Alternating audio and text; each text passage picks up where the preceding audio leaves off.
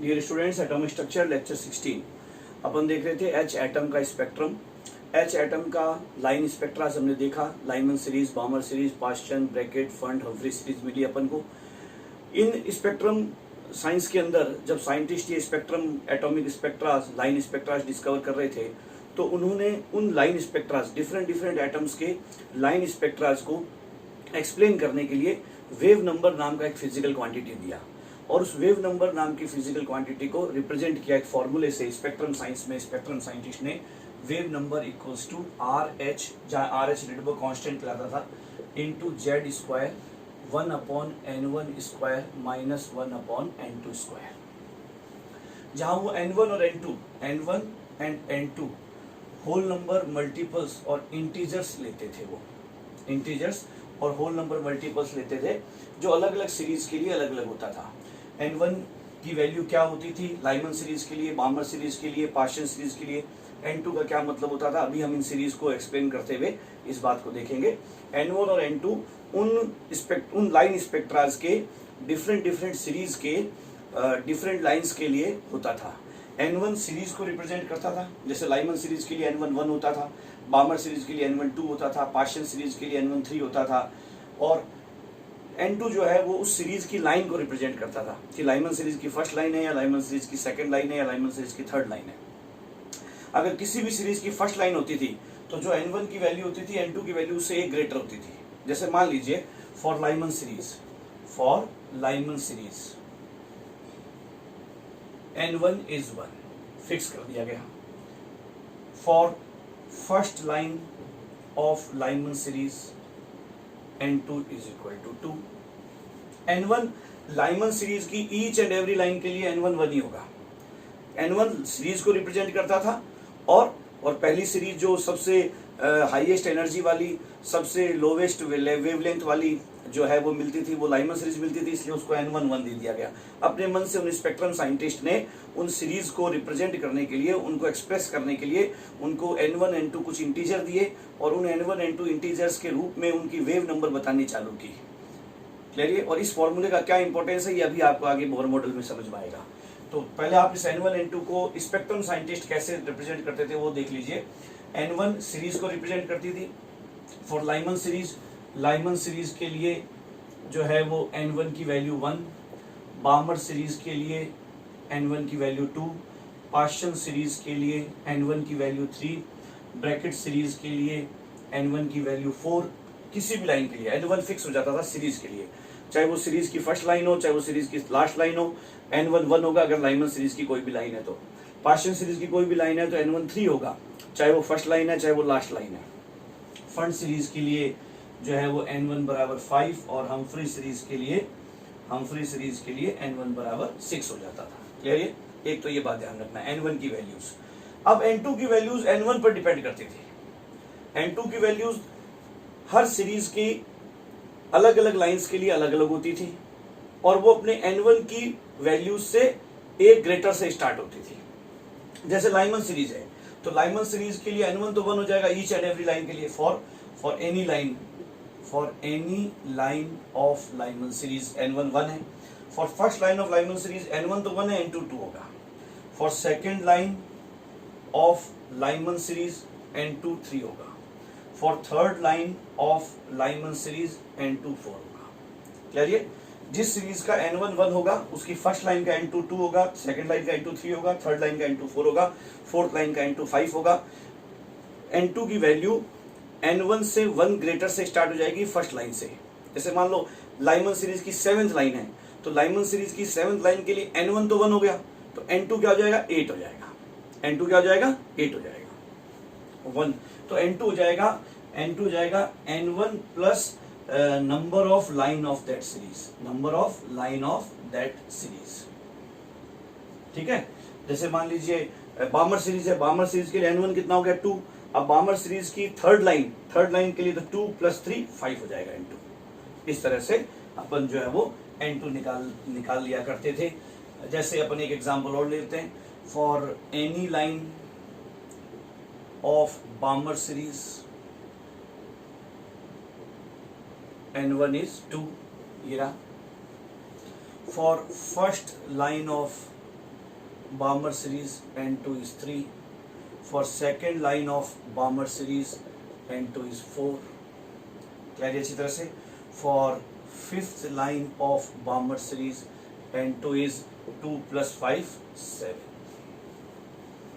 तो इस तरह से आप for any line of fund series सीधा ले लेता हूं मैं. For any line of fund series N1 is 5 है ना. Lyman, बामर, Paschen, bracket, fund N1 1 2 3 4 5. तो N1 इज 5. फॉर सीधा मैं ले लेता हूं फॉर फिफ्थ लाइन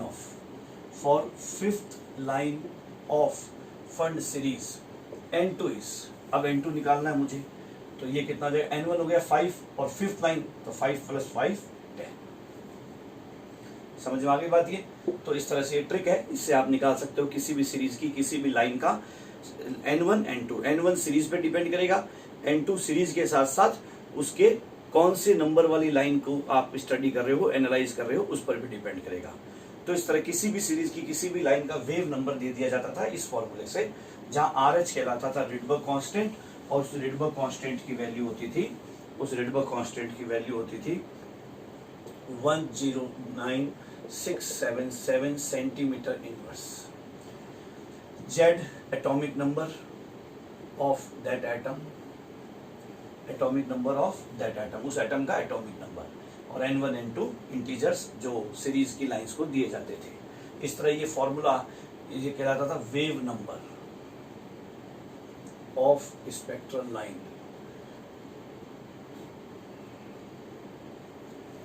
ठीक है ना.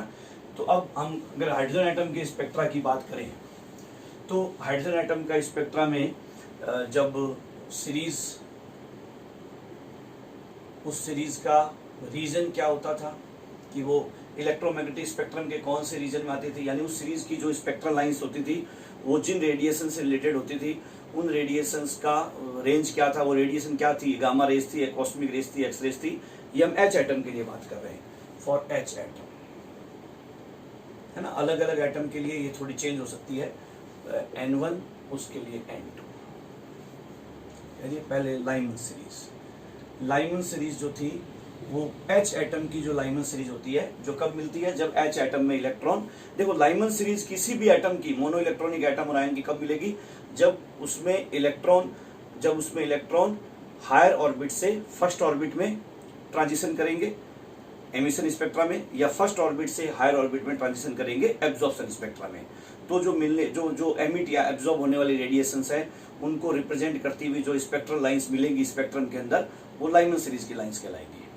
अब जो हाइड्रोजन एटम की लाइमन सीरीज है वो यूवी रीजन में पड़ती है, यानी उसकी जो रेडिएशंस लाइमन सीरीज की लाइंस के रूप में जो रेडिएशंस एमिट या एब्जॉर्ब होती है वो यूवी रेज होती है. एक्चुअली वो जो एनर्जी रेंज होता है ना उनका एनर्जी रेंज होता है वो यूवी रीजन का होता है. इसके लिए N1 1 होता है, N2 2 3 4 5 6 2 इनफाइनाइट. फर्स्ट लाइन का N2 2, फर्स्ट लाइन का, सेकंड लाइन का 3 और लास्ट लाइन का N2 इनफाइनाइट. लास्ट लाइन के लिए N2 क्या जाएगा, इनफाइनाइट. अगर हम एनर्जी रेंज की बात करें कि इसकी एनर्जी रेंज H एटम के लिए क्या होगी, तो लाइमन सीरीज की first line of Lyman series कब मिलेगा, जब इलेक्ट्रॉन 2 से 1 में ट्रांजिट करेगा. मान लीजिए मैं एमिशन स्पेक्ट्रा ले रहा हूँ, है ना. एब्जॉर्ब कब होगा, जब 1 से 2 में ट्रांजिशन करेगा. ये एमिशन स्पेक्ट्रा, ये एब्जॉर्प्शन स्पेक्ट्रा की फर्स्ट लाइन हो जाएगी. तो इसका एनर्जी n = 2 से n = 1. n = 2 का energy level, energy in H atom क्या होती है, सेकेंड ऑर्बिट की एनर्जी इन H एटम कितनी होती है, -3.4 इलेक्ट्रॉन वोल्ट, और ये कितनी होती है, -13.6 इलेक्ट्रॉन वोल्ट. तो यहाँ डिफरेंस कितना का आ गया, 10.2 इलेक्ट्रॉन वोल्ट का डिफरेंस आ गया. तो जब यहाँ से यहाँ आएगा तो 10.2 वाली एमिट करेगा, और यहाँ से यहाँ जाएगा तो 10.2 वाली एब्जॉर्ब करेगा. क्या ये, तो फर्स्ट लाइन का एनर्जी कितना हो गया, 10.2 इलेक्ट्रॉन वोल्ट. 10.2 electron volt 2. अब सेकेंड लाइन का, थर्ड लाइन का, किसी भी सीरीज की फर्स्ट लाइन उस सीरीज की लोवेस्ट एनर्जी वाली लाइन होती है, और किसी भी सीरीज की लास्ट लाइन उस सीरीज की हाईएस्ट एनर्जी वाली लाइन होती है. क्योंकि फर्स्ट लाइन तब मिलती है जब जस्ट नेक्स्ट हायर ऑर्बिट से इलेक्ट्रॉन उस ऑर्बिट में आता है, और लास्ट लाइन तब मिलती है जब इनफाइनाइट से उस ऑर्बिट में आता है। एमिशन स्पेक्ट्रा की बात करें तो लास्ट लाइन फर्स्ट की जगह अब मैं सीधा लास्ट लाइन मानता हूँ, एनर्जी रेंज आ जाएगा भाई। फर्स्ट लाइन की लोवेस्ट एनर्जी है और लास्ट लाइन की हाईएस्ट एनर्जी है, तो फर्स्ट लाइन से लास्ट लाइन तक का जो एनर्जी रेंज है वो उस सीरीज का एनर्जी रेंज कहलाएगा। तो last line of Lyman series तक मिलता है जब इनफाइनाइट से 1 में आए। इनफाइनाइट का एनर्जी क्या होता है? 0 इलेक्ट्रॉन वोल्ट। 0 तो ये डिफरेंस कितना हो गया? 13.6 इलेक्ट्रॉन वोल्ट। 0 और माइनस 13.6 में डिफरेंस कितना हो गया? 13.6, तो 13.6 इलेक्ट्रॉन वोल्ट। यानी एच एटम के लाइमन सीरीज की जो लाइंस हैं वो कम से कम 10.2 इलेक्ट्रॉन वोल्ट वाली होगी और मैक्सिमम 13.6 इलेक्ट्रॉन वोल्ट वाली होगी। तो ये लाइमन सीरीज का एनर्जी रेंज हो गया इन एच एटम। हीलियम प्लस में जरूरी नहीं है ये आएगा, क्योंकि हीलियम प्लस में सभी एनर्जी लेवल्स की एनर्जी अलग है, हाइड्रोजन एटम से अलग है। फर्स्ट ऑर्बिट की -54.4 है ना, सेकंड ऑर्बिट की -13.6 है। तो हीलियम प्लस की जो लाइमन सीरीज होगी वो कब मिलेगी? लाइमन सीरीज का मतलब तो वही है, चाहे हाइड्रोजन हो चाहे हीलियम प्लस हो, कि जब हायर से फर्स्ट में आए या फर्स्ट से हायर में जाए। लेकिन अब फर्स्ट की और हायर की एनर्जी एच में अलग है, हीलियम प्लस में अलग है। इसलिए जो energy range of Lyman series of H है और energy range of Lyman series of helium plus है वो अलग अलग होगा, है ना। N1 N2 की वैल्यू अगर मैं यही हाइड्रोजन की जगह मैं हीलियम प्लस के लिए बनाऊं तो लाइमन सीरीज के लिए N1 वही होगा, N2 वही होगा। N1 माने 1 और N2 माने 2 3 4 5 टू इनफाइनाइट, लेकिन एनर्जी रेंज अलग हो जाएगा और रीजन भी हो सकता है अलग हो जाए। और जो हीलियम प्लस की जो लाइमन सीरीज का जो एनर्जी रेंज होगा ना, वो हाइड्रोजन के लाइमन सीरीज की एनर्जी रेंज से ज्यादा होगा, क्योंकि एनर्जी डिफरेंस बढ़ जाता है। -54.4 उसका होगा, -54.4 -13.6 का डिफरेंस देख लीजिए, ऑलमोस्ट 40 के आसपास आ गया। 40 इलेक्ट्रॉन वोल्ट टू 0 टू -54.4 आ जाएगा, तो ऑलमोस्ट 42 आप समझ लीजिए कि 54.4 यानी ज्यादा हो जाएगा। यानी जब हम हायर एटम्स की तरफ बढ़ते हैं तो इन्हीं सीरीज का energy range higher energy range की तरफ जाता रहता है। जो यूवी रेज है वो यूवी रेज से हायर एनर्जी रेंज की तरफ, मतलब एक्स रेज की तरफ, गामा रेज की तरफ शिफ्ट होती जाएगी। जब हम एच एटम की जगह हीलियम प्लस की जगह Li+2 की जगह बेरिलियम+3, जब हम हायर एटम्स वाले, हायर एटॉमिक नंबर वाले आयंस की तरफ बढ़ते हैं तो सेम सीरीज ज्यादा एनर्जी रेंज की तरफ शिफ्ट होती जाती है, लोअर लैम्डा की तरफ शिफ्ट होती जाती है। फिलहाल हमें एच एटम का अलग अलग सीरीज का रीजन देखना है, इलेक्ट्रोमैग्नेटिक स्पेक्ट्रम का रीजन, कि वो उस एच एटम की वो सीरीज की लाइंस इलेक्ट्रोमैग्नेटिक स्पेक्ट्रम के कौन से जोन में आती हैं। वो यूवी रेज वाले जोन में आती है कि विजिबल वाले में आती है कि इंफ्रारेड वाले में आती है कि रेडियो वेव्स वाले में आती है कि माइक्रोवेव्स वाले में आती है, उस पर क्वेश्चन आता है। तो इस तरह से हमने देखा कि एनर्जी रेंज कैसे निकालेंगे वो भी समझ लिया। अब आ जाइए बामर सीरीज। बामर सीरीज जो है वो विजिबल रीजन में होती है एच एटम की। N1 इसके लिए 2, N2 3 4 5 6 7 टू इनफाइनाइट। इसका एनर्जी रेंज क्या जाएगा? फर्स्ट लाइन ऑफ बामर सीरीज कब मिलेगा? जब इलेक्ट्रॉन जो है वो 3 से 2 में जाएगा। 3 से 2 में जाएगा तो फर्स्ट लाइन मिलेगा, 4 से 2 में जाएगा तो सेकंड लाइन मिलेगा, इनफाइनाइट से 2 में जाएगा तो लास्ट लाइन मिलेगा। 3 का एनर्जी कितना होता है? -1.51 इलेक्ट्रॉन वोल्ट। 2 का एनर्जी कितना होता है? -3.4 इलेक्ट्रॉन वोल्ट। इन दोनों का डिफरेंस कितना हो जाएगा? -1.51। ये कितना आ जाएगा? -3.4 और 3.4 में से 1.51 माइनस करोगे तो कितना आ जाएगा? आपके ये 8 13 5 और 1.89 इलेक्ट्रॉन वोल्ट। तो ये हो जाएगी 1.89 डिफरेंस। तो फर्स्ट लाइन का तो 1.89 इलेक्ट्रॉन वोल्ट। लास्ट लाइन में आ जाइए। लास्ट लाइन इनफाइनाइट से 2, इनफाइनाइट का एनर्जी 0, तो ये डिफरेंस कितना हो जाएगा? 3.4 इलेक्ट्रॉन वोल्ट। तो 3.4। और ये जो एनर्जी रेंज है ना, ये इतना एनर्जी 1 क्वांटम का 1.89 इलेक्ट्रॉन वोल्ट, 1 क्वांटम का 3.4 इलेक्ट्रॉन वोल्ट, या उसके बीच की कोई एनर्जी वैल्यूज होंगी, ये विजिबल रेज की होती है। इसलिए ये कौन सा है? विजिबल रीजन में है। क्लियर है अच्छी तरह से? इसी तरह से आ जाइए पार्शियल सीरीज। पार्शियल सीरीज जो है वो इंफ्रारेड रीजन में होती है। इसके लिए N1 3 होता है, N2 4 5 6 7 टू इनफाइनाइट, है ना। इसका एनर्जी रेंज अपने आप निकाल लेना। इसी तरह से first line of partial series कब मिलेगा? First line of Paschen series कब मिलेगा बोलो, जब इलेक्ट्रॉन 4 से 3 में आएगा। n1 n2 बराबर 4, n1 बराबर 3। 4 का एनर्जी -0.85, थर्ड का एनर्जी -1.51। इन दोनों का डिफरेंस देख लेना, वो फर्स्ट लाइन का एनर्जी देगा। लास्ट लाइन फर्स्ट, फिर लास्ट लाइन का निकाल लेना। लास्ट लाइन तब हो जाएगा जब इनफाइनाइट से थर्ड में आएगा। इनफाइनाइट का एनर्जी 0 और उसका 1.5, तो डिफरेंस 1.5 बना जाएगा। तो ये आपका 0.85 होता है 0.66 टू 1.51 इलेक्ट्रॉन वोल्ट। और ये इंफ्रारेड वेव्स होती हैं। इंफ्रारेड वेव्स के 1 क्वांटम का energy 0.66 electron volt. 0.66 electron volt किसका 1 क्वांटम का एनर्जी है? Infrared wave. तो ये जो रेज होती हैं ये इंफ्रारेड वेव्स होती है actually. Paschen Brackett series, bracket भी इंफ्रारेड रीजन में होता है। n1 4, 5, 6, 7, 8, 9 to infinite energy range निकाल लेना। इसी तरह से फंड सीरीज, फंड सीरीज भी इंफ्रारेड रीजन में होती है। हम्फ्री सीरीज, हम्फ्री सीरीज भी इंफ्रारेड रीजन में होती है, इंफ्रारेड रीजन में होती है। बाकी सारी सीरीज जो हैं वो इंफ्रारेड रीजन में ही होती है। इसके लिए n1 5 हो जाएगा, n1 जो है वो 5 हो जाएगा, और 6, 7, 8, 9 टू इनफाइनाइट हो जाएगा, है ना। इसके लिए n1 6 हो जाएगा, ये 7, 8, 9 टू इनफाइनाइट हो जाएगा, और ये रेंज निकाल लेना। अब एक बड़ा फेमस क्वेश्चन आता है कि सबसे पहले कौन सी सीरीज, H एटम में सबसे पहले कौन सी सीरीज डिस्कवर हुई थी? तो अपन लोग सोचते हैं सीक्वेंस के हिसाब से लाइमन पहले नहीं, लाइमन पहले डिस्कवर हुई होगी, लेकिन नहीं, लाइमन पहले डिस्कवर नहीं हुई थी। पहले सबसे पहले बामर सीरीज डिस्कवर हुई थी, क्योंकि ये विजिबल रीजन में थी। यानी ये बामर सीरीज के रूप में जो रेडिएशंस एमिट या एब्जॉर्ब हो रही थी वो विजिबल रेज थी, और ये यूवी रेज और ये इंफ्रारेड वेव्स थी। तो इंफ्रारेड वेव्स और यूवी रेज तो हमें दिखती नहीं है, हमें इनडायरेक्टली फोटोग्राफी प्लेट की हेल्प से पकड़नी पड़ती है, जबकि ये जो सामने दिखाई देती है ये तो विजिबल रेज थी। तो जो चीज दिखती है वो सबसे पहले डिस्कवर होगी नेचुरली। तो इसलिए ये कॉमन सेंस का क्वेश्चन है, बहुत फेमस क्वेश्चन है कि which series of H atom was discovered at first? तो आप बोलोगे बामर सीरीज। बामर ने, साइंटिस्ट ने डिस्कवर की थी, विजिबल रीजन में थी, इसलिए बामर ने सबसे पहले इसको देखा था और बामर सीरीज नाम हुआ था। फिर उसके बाद में दूसरे जो रेज हैं वो डिस्कवर हुई थी।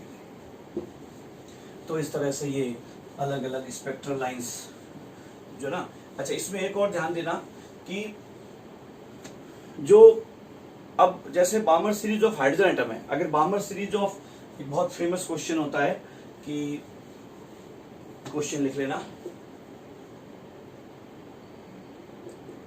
बामर series of helium +1 is present in, lines of Balmer series of helium is present in UV region, visible region, infrared region,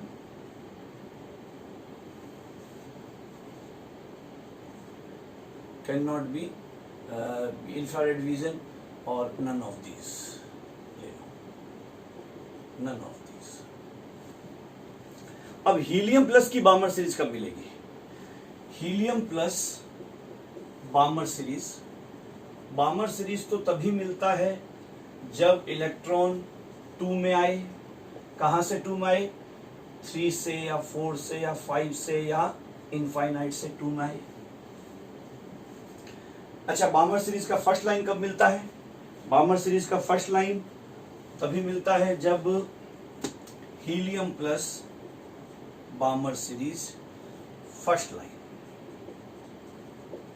first line मतलब n2 3 n1 2, थर्ड से सेकंड में आए, first line of बामर series. Balmer series तभी मिलेगा जब higher से second में आएगा या सेकंड से हायर में जाएगा। एक बार हम एमिशन स्पेक्ट्रा के रूप में ले लें तो हायर से सेकंड में आएगा, थर्ड से सेकंड में आए तो फर्स्ट लाइन, फोर्थ से सेकंड में आए तो सेकंड लाइन, इनफाइनाइट से फर्स्ट सेकंड में आए तो लास्ट लाइन। तो अब ध्यान दो ना, हीलियम प्लस के सेकंड ऑर्बिट का एनर्जी कितना होगा? -3.4 electron volt. No, helium plus है, हीलियम प्लस के सेकंड ऑर्बिट का एनर्जी होगा -13.6 इलेक्ट्रॉन वोल्ट। और थर्ड ऑर्बिट का एनर्जी कितना हो जाएगा, हीलियम प्लस के energy of helium plus third orbit कितना हो जाएगा, -13.6 इंटू 2 स्क्वायर अपॉन 3 स्क्वायर। तो ये कितना हो जाएगा, -13.6 इंटू 4 -54 अपॉन 9 इलेक्ट्रॉन वोल्ट।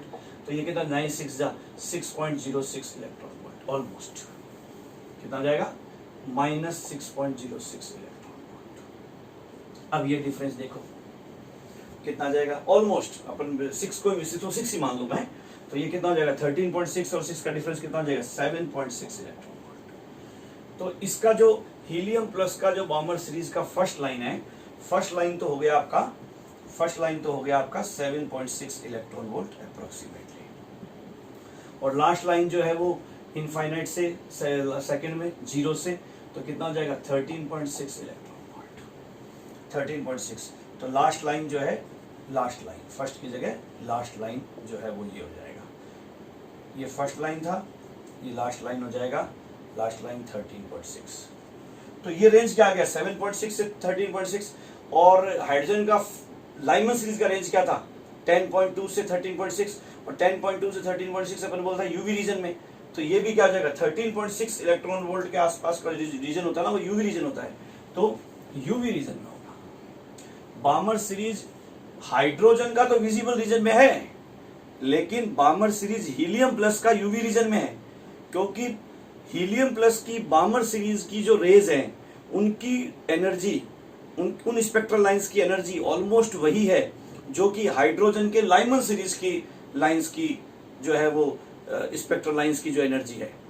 तो Lyman series of hydrogen, spectral lines of Lyman series of hydrogen are almost similar, have almost similar energy as of Balmer series of helium plus. तो उसकी Lyman अगर lime UV reason में, तो इसकी बामर UV reason में होगी।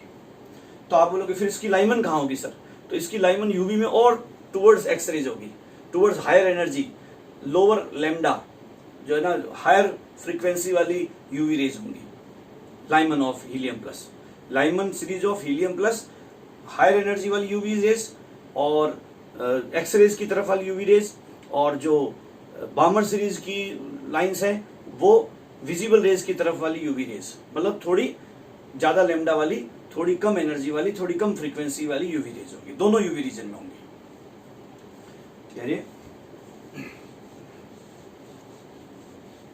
इस तरह से ये सीरीज के रीजंस पर क्वेश्चन आता है।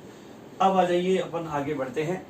किसी भी एटम के अंदर जब कोई इलेक्ट्रॉन एक हायर ऑर्बिट से दूसरे लोअर ऑर्बिट में ट्रांजिट करता है, तो वो कितने नंबर ऑफ स्पेक्ट्रल लाइंस दे सकता है, एक तो इस पर क्वेश्चन आते हैं, और एक इसके वेव नंबर पर क्वेश्चन आते हैं। जो वेव नंबर वाला फॉर्मूला भी अपने देखा था, इस वेव नंबर वाले फॉर्मूला को साइंटिस्ट बोहर ने थियोरेटिकली एक्सप्लेन कर दिया। ये जो फॉर्मूला था बोहर ने उसको डिराइव कर दिया।